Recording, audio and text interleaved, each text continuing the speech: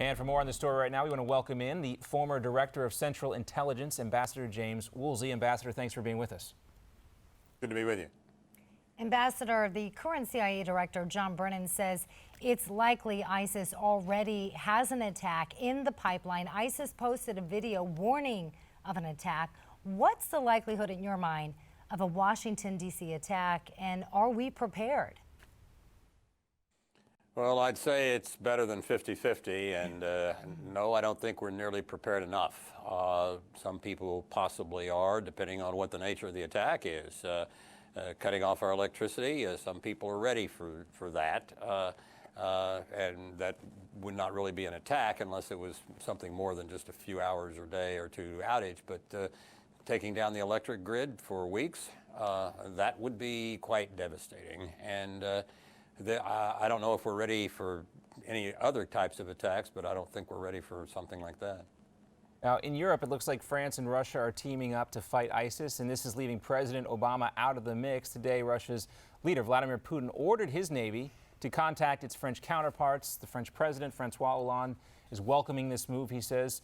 This comes as Secretary of State John Kerry visits Paris in the wake of the terror attacks. But why is President Obama, and when you look at this press conference he held yesterday in Turkey, Ambassador, it's quite apparent he doesn't seem to be treating it seriously, and he seems just frustrated that people might be questioning his ISIS strategy when it's clearly not working.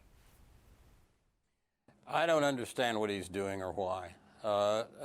He does not appear to be taking this seriously enough to actually use effective force. Of course, air power isn't the only thing that would work in that part of the world. You're going to have some special forces down at the battalion level with allied troops such as Kurds and Jordanians and others. But if you look at air power, back in Desert Storm, we launched thousands of sorties a day. In '99, when we were blocking Milosevic from massacring the Kosovars, we hit the Serbs with hundreds of sorties a day. They, for a long time, were averaging in Syria. The Americans were averaging 5 sorties a day. It's now up to 8, and one day they made it to 12. That is not conducting an air war. That's piddling around. It's also confounding when you hear that France responds and hits some what appear to be high-value targets. We don't know if that's the case or not, but why weren't these targets hit before, considering how long we've been doing this? And also, Ambassador, when you hear people talking about the need to activate Article 5 of the NATO Charter, what do you think about those calls? Well, I think it would be an excellent idea because I would like, if we did it, because I would like for us to be engaged in what's going on and to have a leading role. But by not doing anything for several days here, the president has, as he did when he let Assad get away with gassing his own people several years ago, the president has basically turned this over to Russia. And Russia has smilingly stepped into the gap and said, yes, we will protect you in France, a NATO country, our oldest ally. I do not understand what President Obama thinks he's doing. Whatever he's doing, it is not anything that appeals to any sense of how to run an alliance or how to deal with a threat, a serious threat that I've ever known about or even read about.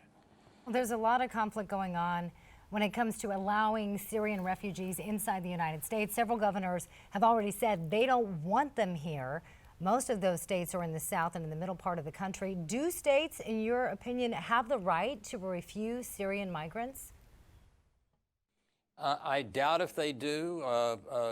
3/4 of a century ago, they probably would have. The evolution of Supreme Court doctrine and the relationship between the federal government and the states has changed over the years. Someone would have to do a thorough bit of legal research to give the answer to that. But my hunch is no, the states are not going to be permitted by the courts to do this. But I'm only about 65% certain of that.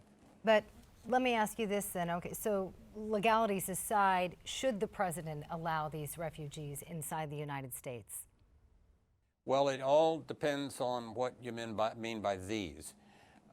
We have a kind of protocol, as I understand it, in the State Department and ICE, when we're letting groups of people in, that they will first let in, for example, orphans, young children both of whose parents have been killed or lost or whatever, people with fundamental disabilities.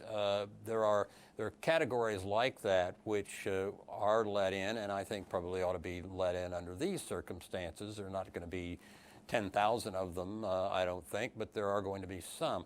But when you get into the category of able-bodied young men, it's not enough just to go through the motions of vetting. The vetting has to be real, and this is documents coming out of Syria we're talking about. Forgery is a way of life in that corner of the Mediterranean, that part of the world. To assume that you can get decent papers and histories and vet someone, especially a young man who is susceptible to being dragged off by ISIS or encouraged to go on jihad, that would not be smart. And so just to let people line up and come in, no, I don't think so. But do we have that vetting process? A lot of people disputing that we are not properly equipped to decipher who is here legitimately and who is not. I think we have process, but the problem is not so much us, it's the part of the world. I mean, if these were refugees for some reason coming in from England, Scotland, and Wales, they'd probably have decent credentials and birth certificates and passports and so forth. But happily, England, Scotland, and Wales don't have that kind of a crisis and don't need to do that. But it's the lack of any kind of documentation and history in that part of the world that creates the problem. I think it's not that we're not doing what we can, but we're not going to be successful in a lot of cases. Ambassador, thank you so much for your time. Pleasure to have you here on Newsmax Now. Hope to have you back again. And we'll be right back after this.